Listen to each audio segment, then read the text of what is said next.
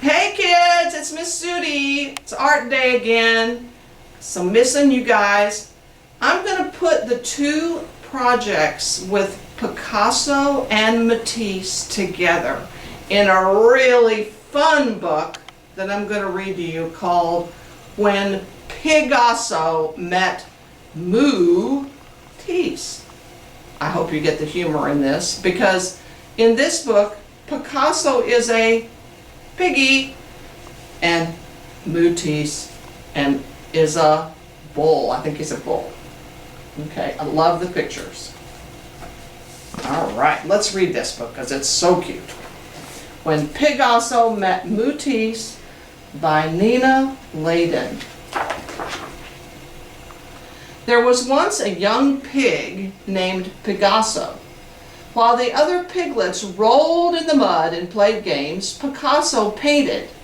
He painted anything and everything, and in a most unusual way. See, he's kind of fracturing the face here. This is called cubism, remember that? At the same time, there was a young bull named Mootisse. Mootisse was not like any other bull. He wasn't interested in bullfighting. Mootisse was happy only when he was painting pictures. And he painted big, bold, bright pictures.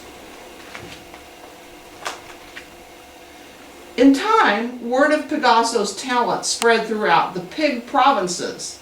Soon, art-loving pigs from all over lined up to buy his creations. Look at this. This is actually a famous painting, boys and girls, and the artist, the illustrator, has changed the faces to piggies. And at the same time, Mootisse was getting famous in the cattle community.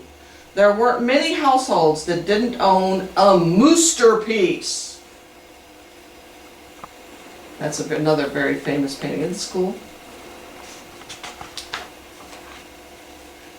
Pigasso and Mootisse were becoming art superstars, but this came with a price.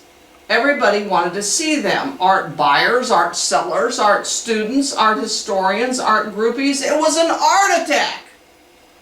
One day Picasso got fed up with it and said, "I'm tired of this noisy pig pen."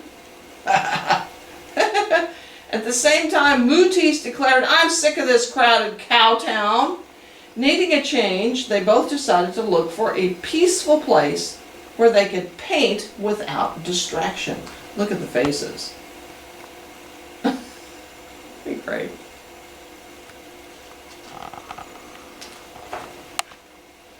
So each of the two artists looked far and wide for the perfect spot.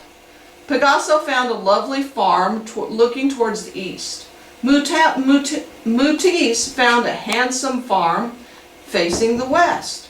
After Picasso moved in, he went to introduce himself to his new neighbor across the road.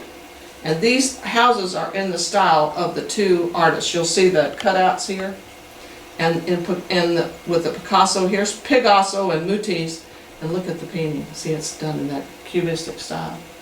At the same time, Mootisse went to introduce himself to his new neighbor across the road. That is how Pigasso met Mootisse. And coincidentally, that is how Mootisse met Pigasso. What do you think is going to happen? At first, Picasso and Mootisse were friendly and welcomed each other as neighbors.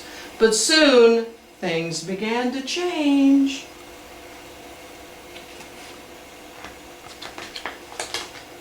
It started one day when Pigasso criticized one of Mootisse's paintings. Then Mootisse made fun of one of Pigasso's. Mootisse called Pigasso an art hog. Then Pigasso called Mootisse a mad cow. Mootisse quipped, "You paint like a 2-year-old. Pigasso retorted, "You paint like a wild beast." Mootisse raged, "Your colors look like mud," Pigasso spat. "Your paintings look like color by number," said. They were yelling at each other. Then things got really out of hand. Look what happened. It was a modern art mess. You can barely see the two guys in here.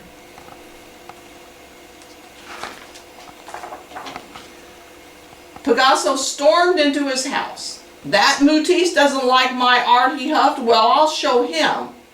And Mootisse bullied his way into his house. "I'll give that Picasso something he can't really criticize," he snorted. Then a full-scale feud erupted. But it was a most unusual battle. Armed with ladders and buckets of paint, Mootisse launched the first attack. He started at dawn. By the end of the evening, he had succeeded in transforming the side of his house into a monster-sized moosterpiece. Look at the cutouts. Not to be outdone, Pigasso fired up his paintbrushes and in full view of the enemy counterattacked. He turned his farm into a huge, outrageous pork of art. Not work of art, pork of art. The two artists then retreated into their houses and pulled down the shades. Pigasso certainly didn't want to look out of his window and stare at a Mootisse, and Mootisse had no desire to stare out of his window and see a Pigasso. Look at this one.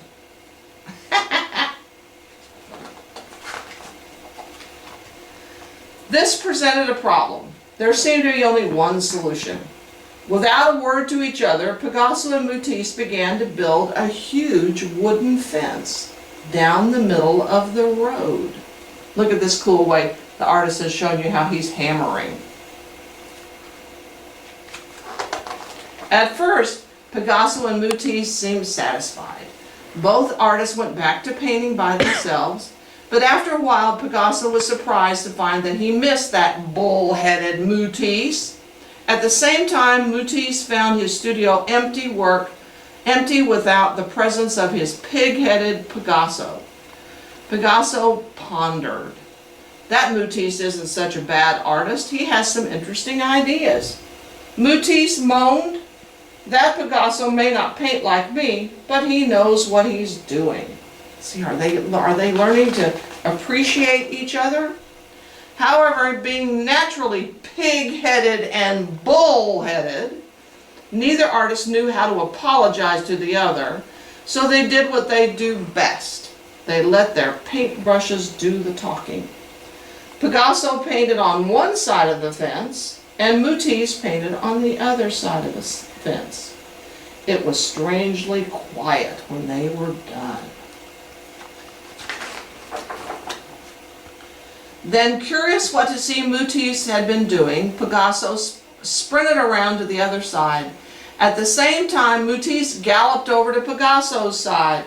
The silence was broken, and the two artists began laughing at their amazing work of heart. Not art, but heart. So they wanted to be friends again, didn't they? Look at that. From that day on, Pigasso and Mootisse became great friends.